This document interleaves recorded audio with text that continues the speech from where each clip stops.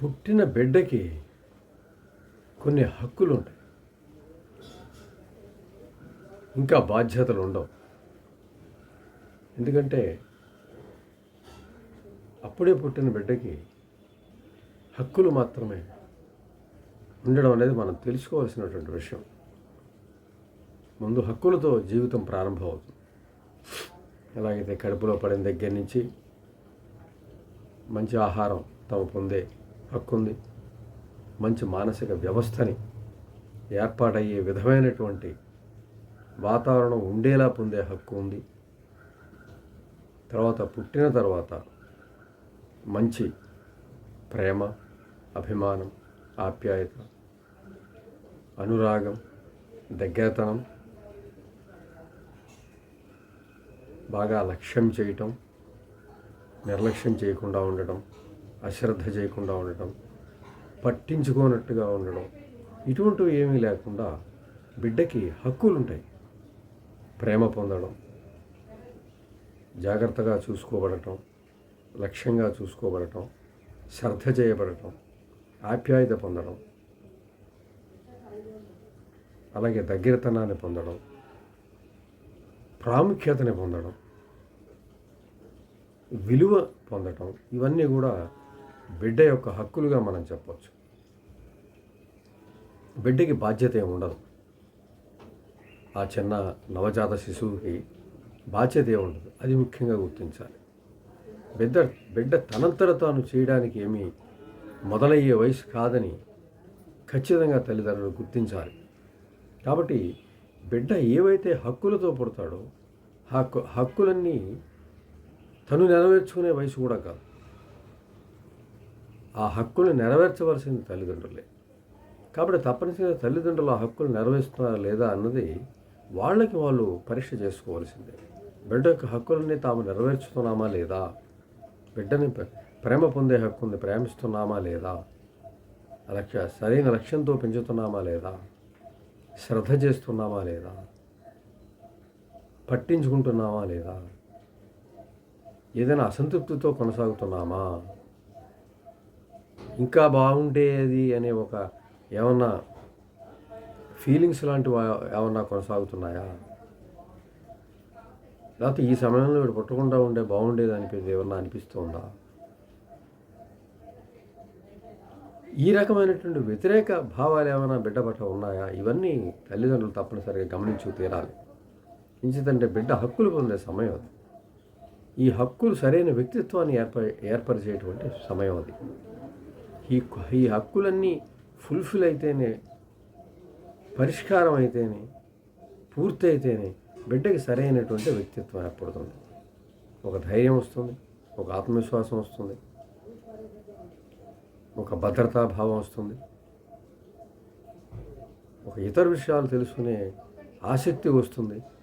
ఇవన్నీ కూడా బిడ్డకి వచ్చే అవకాశం ఉంటుంది ఎప్పుడైతే పిల్ల యొక్క హక్కు తల్లిదండ్రులు సాధించి పెడుతూ ఉంటారు. పట్టించుకోకుండా వదిలేసి ఏదో కారణం తల్లిదండ్రులు అయిపోయాం అని చెప్పి వాళ్ళని పట్టించుకునే పరిస్థితుల్లో బిడ్డ హక్కులు తను నెరవేర్చుకునే అవకాశం లేదు తనకి. అది బిడ్డ యొక్క హక్కుని నెరవేర్చవలసిన బాధ్యత తల్లిదండ్రులు. ఆ బాధ్యత వాళ్ళ తరగతిగా నిర్వర్తించి తీరాలి. తమ బిడ్డని ఎవరు నిర్లక్ష్యం చేసినా, తాము నిర్లక్ష్యం చేసినా అది క్షమించరా నేరంగానే పరిగణించాలి. వాటికి ఏమీ చట్టాలు లేవు, ఎవరో శిక్షించరు. కానీ జీవితం శిక్షిస్తుంది. ఎవరిని అంటే ముందు ఆ బిడ్డను శిక్షిస్తుంది, తద్వారా తల్లిదండ్రులు శిక్షిస్తుంది. ఒకవేళ బాల్యాన్ని నిర్లక్ష్యం చేయబడితే ఆ బిడ్డ భవిష్యత్తులో బాగుపడకపోవడం,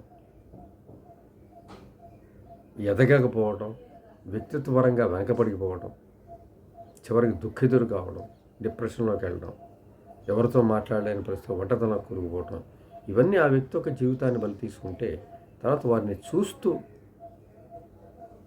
భరించాల్సిన పరిస్థితి తల్లిదండ్రులకు వస్తుంది. అది చేతులారా తెచ్చుకున్న పరిస్థితి అవుతుంది. ఆ బాల్యాన్ని పిల్లల యొక్క హక్కులు నెరవేర్చని కారణంగా. బాల్యం అంటే సామాన్యమైన విషయం కాదు, అమూల్యం. దానికి మూల్యం అనేది మనం కట్టలేం. దాన్ని అక్కడంతా ఒక మొక్క చిన్నప్పుడు ఎటువంటి పరిస్థితిలో ఉంటుందో ఎంత జాగ్రత్తగా చూడాలో, అది ఎదిగిన తర్వాత దానంతరది పెరగటం, దానంతరది చేసుకోవడం వచ్చేంత వరకు ఎలా మొక్కని చూస్తాం, అలాగే బిడ్డని కూడా మొక్కకి ఎలా హక్కులు ఉన్నాయో తను కాపాడే, నీళ్లు పోసి ఏమన్నా వస్తే చీడపీడ వస్తే చూసి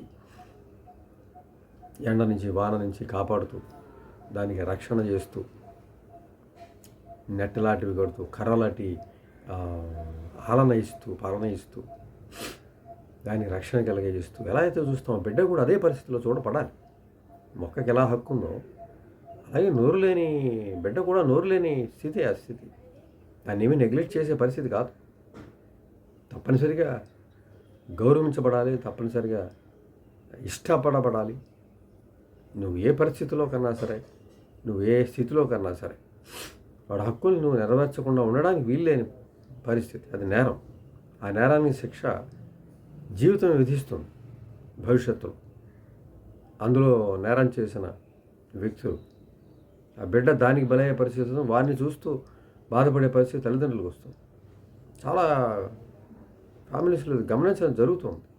మంచిది, ఇదంతా తేలికైనటువంటి విషయం కాదు. కనటం, ఏదో పుట్టినరోజు చేయడం, పండుగలు చేయటం ఇవన్నీ ఓకే. కానీ ప్రతి దాంట్లో కూడా బిడ్డ యొక్క హక్కుల్ని మనం కాపాడుతున్నామా లేదా, బిడ్డకి ప్రేమ అందుతుందా లేదా, అనురాగం అందుతుందా లేదా, అభిమానం అందుతుందా లేదా, భద్రత అందుతుందా లేదా, మానసికమైనటువంటి వ్యవస్థకి సరిపడా అన్ని బలాలు అందుతున్నాయా లేదా, ఇవన్నీ నిత్యం చెక్ చేసుకుంటూ ఉండాలి. ఒక మనసు కన్న తర్వాత ఇంక అదే బాధ్యత. ఇంకా తల్లిదండ్రులు ఏంటి ఆ బాధ్యత అంటే పిల్లల హక్కులు నెరవేర్చడమే బాధ్యత. వాళ్ళు అడగలేరు. అవి నెరవేరపడితేనే వాళ్ళు సరైన వ్యక్తిత్వంతో ఎదగలుగుతారు, సరైన జీవితాన్ని ఎంచుకోగలుగుతారు, ఎదగలుగుతారు, అభివృద్ధిలోకి రాగలుగుతారు, స్వతంత్రంగా జీవించగలుగుతారు. ఏ యొక్క హక్కు వాళ్ళది భంగపరిచినా కూడా ఆ లోపంతో వాళ్ళు బాధపడాల్సి వస్తుంది, ఒంటరిగా మారతారు. లేదంటే బానిస మనస్తత్వంతో ఇతరుల మీద ఆధారపడే పరిస్థితులకు వెళ్ళిపోతారు. పెద్దానికి ఇతరుల మీద ఆధారపడతారు. కేవలం పని మనుషుల జీవితకాలం బతికే పరిస్థితి కూడా ఏర్పడే అవకాశం ఉంటుంది. ఏదో కష్టపడి ఏదో పడుతూ లేస్తూ చదివినా కూడా మంచి ఉద్యోగం రాక, మంచి జీవితం లేక, మంచి జీవితం పొందే హక్కు అందరికీ ఉంది. ఆ హక్కుని కాపాడాల్సిన బాధ్యత తల్లిదండ్రులకు ఉంది. తల్లిదండ్రులు నిర్వర్తించిన కారణంగానే బిడ్డ యొక్క బతుకు పాడవడం అనేది మన సమాజంలో గమనించవచ్చు. దానికి సరే పెద్దవాళ్ళు కర్మని పేరు పెట్టి వాళ్ళది చేతులు దులుపుకోవచ్చు కాక, కానీ వాస్తవంగా సైకలాజికల్గా ఆలోచిస్తే మాత్రం ఆ వెనక ఉన్నటువంటి బిడ్డ యొక్క చెడు వెనక ఉన్నటువంటి బాధ్యత రాహిత్యం మనం స్పష్టంగా చూడవచ్చు. ఒక బిడ్డనికి, ఎదిగిన బిడ్డని, వ్యక్తిత్వం సరిగ్గా లేని వ్యక్తిని, లేదంటే డిప్రెషన్లోని వ్యక్తిని మనం గమనించుకుంటూ వెళ్తే, వాడు బాల్యంలోకి వెళితే అక్కడ జరిగిన ఈ అకృత్యాలన్నీ కూడా మనం చూడవచ్చు, గమనించవచ్చు, తెలుసుకోవచ్చు. అంటే తప్పనిసరిగా బాల్యమే కదా అని చెప్పి నిర్లక్ష్యం చేయకూడదు. తప్పనిసరిగా చాలా గొప్ప లక్ష్యంతో, గొప్ప ఆశయంతో ఒక మొక్కని ఎంత జాగ్రత్తగా పెంచుతామో, ఒక పెట్టుని ఎంత జాగ్రత్తగా పెంచుతామో అంత కన్నా జాగ్రత్తగా పెట్టాయో. అవి ఇంకా శారీరకంగా మాత్రమే వాటి ఉనికికి ప్రాధాన్యత. కానీ బిడ్డకి మానసిక, బిడ్డ మనిషి బుద్ధిజీవి కాబట్టి బుద్ధికి ప్రతిరోజు అన్నీ అందుతున్నాయా లేదా, బిడ్డకి పాలిస్తారు, ఆహారం ఇస్తారు, అన్నీ ఆకలేసి ఏడిస్తే అది ఇస్తూ ఉంటారు. కానీ సరైన వ్యక్తిత్వం కూడా అందుతుందా లేదా అనేది చెక్ చేసుకు తీరాలి. దానికి సంబంధించిన వ్యవస్థ కూడా తల్లిదండ్రులు ముందుగా తాము సిద్ధం చేసుకోవాలి. ఫిజికల్గా చూసుకుంటూ వెళ్ళిపోవడం కాదు, మానసిక వ్యవస్థ ఎలా ఉంది అనేది చూసుకోవాలి. చేతంటే అదే బిడ్డ యొక్క రేపు తెల్లారి మీ బిడ్డ అభివృద్ధిలోకి వచ్చాడు అంటే మీరు మానసిక వ్యవస్థను సరిగ్గా చూసినట్టు, మీ బాధ్యత నెరవేర్చుకున్నట్టు. లేదు వాడు సమాజంలో అసమర్థజీవిగా బతకాల్సి వచ్చిన, పోరాటం చేస్తూ బతకాల్సి వచ్చిన,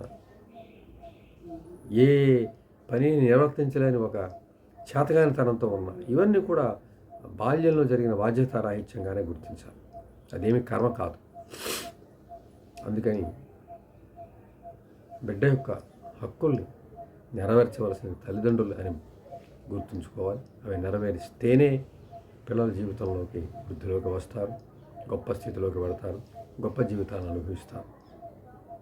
మనం బయట గమనిస్తున్నటువంటి వృద్ధిలోకి వచ్చిన వాళ్ళని గమనిస్తే వాళ్ళ బాల్యం చాలా గొప్పగా ఉంటుంది, వృద్ధిలోకి లేని పిల్లల్ని మనం గమనిస్తే వాళ్ళ బాల్యం పేలవంగా ఉంటుంది. వాళ్ళ హక్కులు కాపాడబడి ఉండవు, నెరవేర్చబడి ఉండవు అని తెలుస్తుంది. కాబట్టి పుట్టిన బిడ్డ యొక్క హక్కులు నెరవేర్చవలసిన బాధ్యత పూర్తిగా తల్లిదండ్రులదే.